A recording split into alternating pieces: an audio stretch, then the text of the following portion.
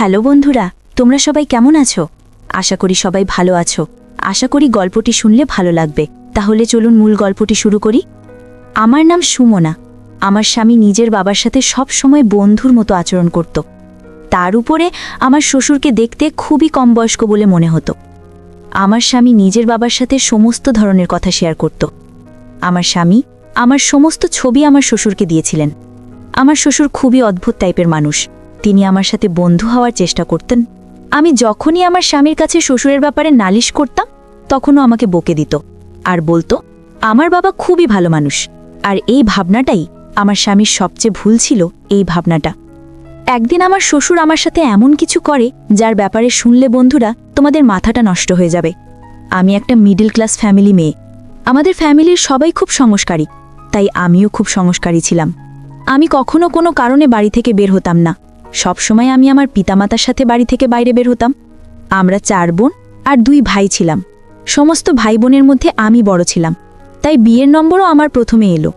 আমি খুব বেশি সুন্দরী হওয়ার কারণে যেখানে যেতাম সেখানে কেউ আমাকে দেখলেই পছন্দ করে নিত। কেননা আমি খুব সিম্পলভাবে থাকতাম, কখনোই বেশি মেকআপ করতাম না। মেকআপ ছাড়াও আমাকে দেখতে খুব সুন্দর লাগতো। লোকজন বলতো, যখন তোমার বিয়ে হবে আর তুমি পুরো মেকআপ করবে, তখন তুমি এক টুকরো চাঁদের থেকে কম লাগবে না। আমি সব সময় স্বাভাবিক ড্রেস পরে থাকতাম। বাড়ির লোকেরা কখনোই আমাদের মেয়েদের খুব বেশি স্বাধীনতা দেয়নি, আর না তো কখনো আমাদের ফ্যাশন ড্রেস পরতে দিত। আমি সব সময় সাধারণভাবেই থাকতাম। যদি কখনো কোথাও যেতাম, সব সময় নিজের বাবার সাথে যেতাম। কিন্তু বাড়িতে একটা জিনিস খুব ভালো ছিল যে আমার বাবা আমার সমস্ত স্বপ্ন পূরণ করেছিল। আমাদের বলার আগেই সমস্ত জিনিস আমাদের ঘরে এসে যেত। আমি আমার এই ছোট আর সিম্পল লাইফে খুব খুশি ছিলাম। আমি কখনো কোনো ছেলের সাথে প্রেম করিনি, কেননা আমি এই টাইপের মেয়ে না। আমি সবসময় নিজের কাজ নিয়েই থাকতাম। এখন আমার বয়স 20 বছর হয়ে গেছে, আর আমার বাবা মা সিদ্ধান্ত নিলেন যে তাড়াতাড়ি করে আমার বিয়ে দিয়ে দেবেন। আমার বাবা মা আমার জন্য এমন একটা সম্বন্ধ দেখছিলেন যা আমাদের মতো সিম্পল হবে, তার সাথে সাথে আমাদের ফ্যামিলির সাথে মিলে। আমার বাবা মায়ের কথা ছিল ছেলের পড়াশোনা জানার সাথে সাথে দেখতে স্মার্ট হতে হবে, কেননা আমার বাবা মা চাইতেন না যে আমার বিয়ে এমন কোনো ছেলের সাথে হোক যে দেখতে ভালো নয়, না তো বেশি পড়াশোনা জানে। কেননা এর আগে আমার জন্য অনেক সম্বন্ধ এসেছিল, কিন্তু আমি পড়াশোনা করছিলাম বলে বাবা মা আমার বিয়ে দেননি। এখন যদি আমার বিয়ে কোনো যেমন তেমন ছেলের সাথে হয়, তাহলে লোকের নানান কথা শুনতে হবে। তারা বলতো যে মেয়ের জন্য যখন ভালো ভালো সম্বন্ধ এসেছিল তখন মেয়ের বিয়ে দিলে না, আর এখন যেমন তেমন ছেলের হাতে নিজের মেয়েকে তুলে দিলে। আমার জন্য এক সেরকমই ছেলের সম্বন্ধ এলো। ছেলে অনেক পড়াশোনা, হাই ক্লাস ফ্যামিলি, ওদের নিজস্ব বিজনেস, আর ওদের অনেকগুলো বাড়িও ছিল। আর ওদের ফ্যামিলিতে শুধুমাত্র ওর বাবা ছাড়া আর কেউ নেই। এই সম্বন্ধ এলে আমার বাবা মায়ের এই সম্বন্ধ খুব পছন্দ হয়, কেননা ছেলের ফ্যামিলিতে বেশি লোক নেই। আর এই সম্বন্ধটা এত ভালো ছিল যে না করার কোনো কারণই ছিল না। আর ছিল যখন আমার ছবি দেখে তখন সে আমাকে পছন্দ করে নিল। আমার বিয়ে পাকা হয়ে গেল, আর কিছুদিন পরেই বিয়ে হয়ে শ্বশুরবাড়িতে এসে গেলাম। শ্বশুরবাড়িতে কোনো মহিলা নেই, আর শুনেছিলাম যে আমার স্বামী তার বাবার সাথে খুব ফ্রেন্ডলি ছিল। আর দুজনে নিজেদের মধ্যে এমনভাবে থাকে যেন তারা দুজন বেস্ট ফ্রেন্ড। দুজনেই নিজেদের মধ্যে একে অপরের সমস্ত কথা শেয়ার করত। আমার শাশুড়ি অনেক বছর আগেই মারা গিয়েছেন, যদিও আমার শ্বশুরকে দেখতে খুবই স্মার্ট, আর তাকে দেখে মনে হতো না যে আমার স্বামী তার ছেলে, যেন মনে হতো আমার স্বামীর বড় দাদা। আমার স্বামীর নাম অরুণ। তাকে আমার খুব পছন্দ হয়েছিল, কেননা সে নিজের বাবার মতো খুব স্মার্ট ছিল। আমার শ্বশুর সব সময় সেজেগুজে থাকতেন। তিনি ছেলের কারণে দ্বিতীয় বিয়ে করেননি, কারণ তিনি মনে করতেন তার দ্বিতীয় স্ত্রী তার ছেলেকে নিজের মায়ের মতো ভালোবাসা দিতে পারবে না। সেই কারণেই তিনি আর বিয়ে করেননি। আমার স্বামীর ব্যবহারও খুব ভালো। সে বিদেশে থেকে পড়াশোনা করত, পড়াশোনা শেষ হবার পরে সেখানেই শহরে নিজের ব্যবসা চালায়। যখন বিয়ে হয়ে আমি শ্বশুরবাড়িতে এলাম, তখন দেখলাম আমার শ্বশুর আমার সাথে খুব ইয়ার্কি ফাজলামি করেন। আমার শ্বশুর কাজের জন্য বেশিরভাগ সময় পল্লীতেই থাকতেন। শুনেছি তার একটা বাংলো আছে। আমার শ্বশুর সেই বাংলোতেই থাকতেন। এদিকে আমার স্বামী কলকাতা শহরের বাড়িতেই থাকত। যখন আমার শ্বশুরের মন হতো তখন এখানে এসে থাকতেন, আর যখন মন চাইতো তখনই ঘর বাংলোতে থাকার জন্য চলে যেতেন। আমার স্বামী আমাকে নিয়ে খুব খুশি ছিল। সে বলতো, আমি জানতাম না যে এত সিম্পল আর সংস্কৃতি বা মেয়ে আমার জীবনে আসবে। সে তো বিশ্বাসই করতে পারত না যে আজকের যুগে এতটা সংস্কারী আর সিম্পল মেয়ে এখনও আছে। কেননা মডার্ন যুগ, আর সব মেয়েরাই এ যুগে নিজেকে মডার্ন বানিয়ে রাখতে চায়।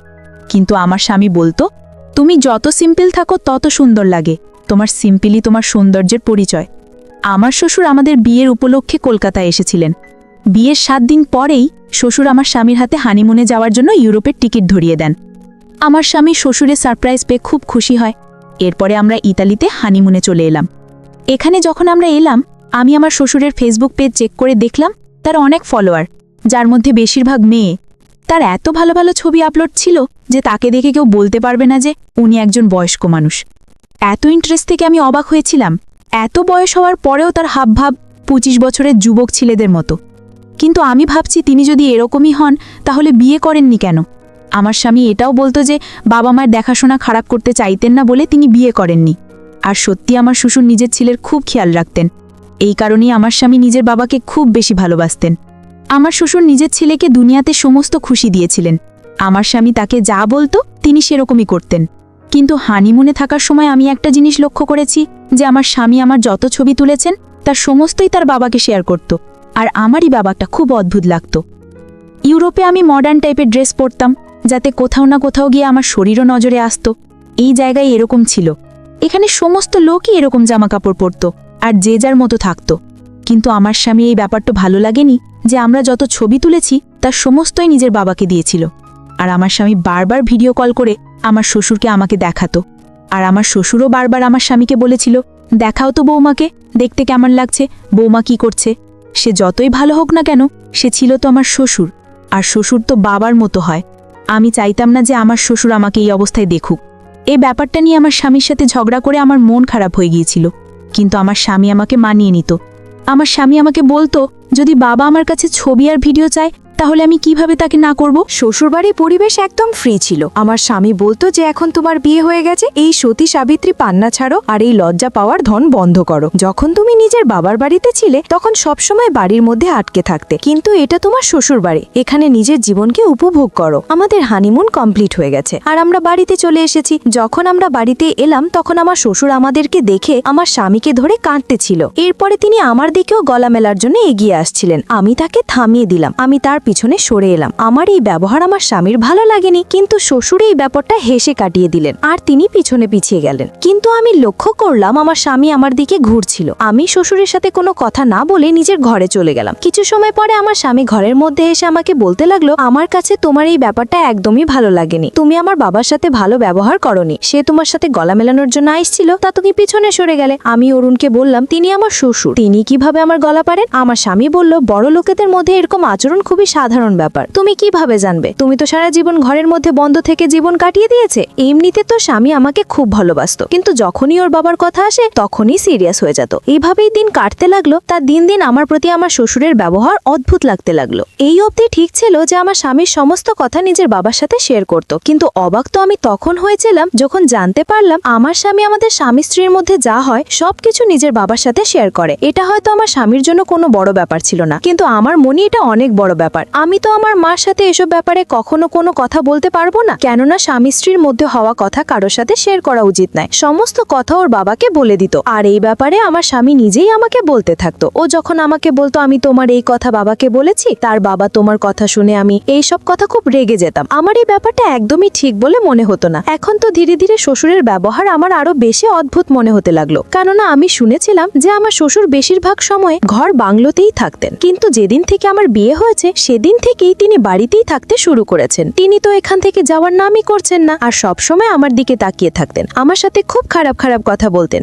যেটা শোনার সাথে সাথে আমি লজ্জায় পড়ে যেতাম। আমি যখন আমার স্বামীকে নিজের শ্বশুরের ব্যবহারের ব্যাপারে বলতাম তখনও বলতো আমার বাবা মডার্ন আর বড় লোকেদের সাথে চলাফেরা তার অভ্যেস এরকম হয়ে গেছে। এটা তো তোমার কপাল ভালো যে আমার বাবা ও অন্যান্যদের মতো তোমার উপরে কোনো বিধিনিষেধ করেননি। তুমি এত ভালো শ্বশুর পেয়েছো, আই তো তোমার এইসব সহ্য হচ্ছে না। এইসব কারণে আমার মনে হতো আমার স্বামী কখনোই আমার কথা বিশ্বাস করতো না, আর সবসময় নিজের বাবার সামনে আমাকে ভুল প্রমাণ করতে থাকতো। আমার স্বামী বারবার একটাই কথা বলতো, হাই স্ট্যাটাসের লোকেরা এরকমই হয়। আমি তো মিডল ক্লাস ফ্যামিলির মেয়ে ছিলাম, তাই আমাদের ব্যবহার তাদের সাথে হয়ে ওঠেনি। আমাদেরও বড় লোকেদের সাথে ওঠা বসা ছিল, কেননা আমাদের বেশিরভাগ আত্মীয় স্বজনে অনেক বড় লোক। মাঝে মাঝে আমার মনে হতো আমার স্বামী আমার সম্মানের কোনো পরোয়াই নেই তো, কেননা আমি শ্বশুরের খারাপ ব্যবহারের কারণে তার সাথে কথা বলা বন্ধ করে দিয়েছি। আমার স্বামী বলতো আমার বাবার এই বাড়িতে থাকা অবস্থায় কখনো যেন এরকম মনে না হয় যে তুমি তার সাথে কথা বলছো না? যদি এরকম হয় তাহলে আমার থেকে খারাপ কিছু হবে না। আমি এখানে বিয়ে হয়ে আসার পরে খুব বড় সমস্যায় ফেসে গেছি। একদিকে শ্বশুরের ব্যবহার আমার পছন্দ হতো না, আর অন্যদিকে আমার স্বামী আমার কোনো কথাই বুঝতে চাইতো না। প্রথম প্রথম আমার স্বামীর ব্যবহার আমার সাথে ভালোই ছিল, কিন্তু যখনই ওর বাবার কথা আসে তখনই ও আমাকে খুব অপমান করত।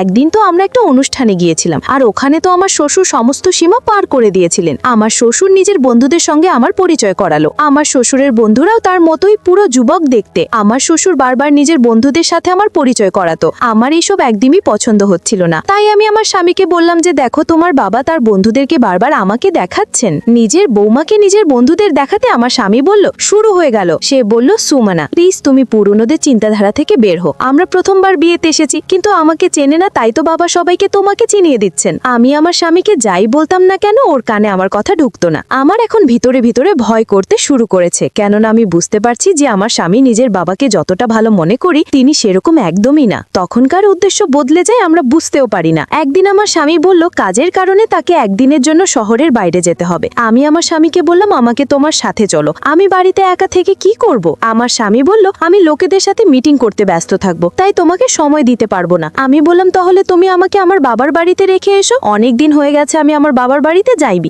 যখন তুমি ফিরে আসবে তখন আমাকে নিয়ে এসো। কিন্তু আমার স্বামী আমার এই কথাতে রাজি হলো না। তার বলল, এখন তোমার বাবার বাড়ি এই শ্বশুর বাড়ি, এই তো একদিনের তো ব্যাপার, আর বাড়িতে বাবা থাকবে তোমার খেয়াল রাখার জন্য। আমি মনে মনে ভাবলাম, আমার সবচেয়ে বেশি ভয় তো তোমার বাবাকে নিয়ে, কেননা কখনো কখনো কথায় কথায় আমার শ্বশুর আমার সাথে সেলফি তুলতে চাইতো। আমি আমার শ্বশুরের উপরে খুব বেশি বিরক্ত ছিলাম। মনে মনে চাইতাম সে যেন তার ঘর বাংলোতে চলে যায়, কিন্তু যখন থেকে আমার বিয়ে হয়েছে তখন থেকেই তিনি ঘর বাংলোতে যাওয়া ছেড়ে দিয়েছেন। আমার স্বামী মনে করতো যে আমার শ্বশুর আমার খেয়াল রাখবে, কিন্তু আমি শ্বশুরকে নিয়ে বেশি ভয় পেতাম। আমার মনে হতো যে আমি তার বউমা নই, তার কোনো গার্লফ্রেন্ড যাকে সে বিয়ে করতে চায়। কিন্তু আমি পরিষ্কার শব্দে আমার স্বামীকে বলতে পারছিলাম না, কেননা আমি জানতাম যে আমার স্বামী আমার প্রতি বিরক্ত হয়ে যাবে। আর তাই আমার স্বামীকে এই ব্যাপারে কিছু বললাম না। স্বামী আমাকে রেখে শহরে চলে গেলেন। এইদিকে আমি আর শ্বশুর বাড়িতে। আমার মনে মনে অনেক ভয় হতে শুরু করলো। আমি রাতের খাওয়া দাওয়া শেষ করে নিজের রুমে ঘুমোতে গেলাম। আমি রুমের দরজা ভিতর থেকে লক করে ঘুমিয়েছিলাম। রাত যখন 1টা বাজে তখন আমার রুমের দরজা নক করলো। আমি বুঝতে পারছিলাম এটা শ্বশুর ছাড়া আর কেউ না। আমি রুমের ভিতর শুয়েছিলাম। আমি যখন শ্বশুরের ডাকে সাড়া দিইনি তখন শ্বশুর জোরে জোরে দরজা নক করতে থাকে। আমার ভয়ে সারা শরীর কাঁপতেছিল। আমি দরজার আওয়াজ পেয়ে আমি বলেছিলাম, কে?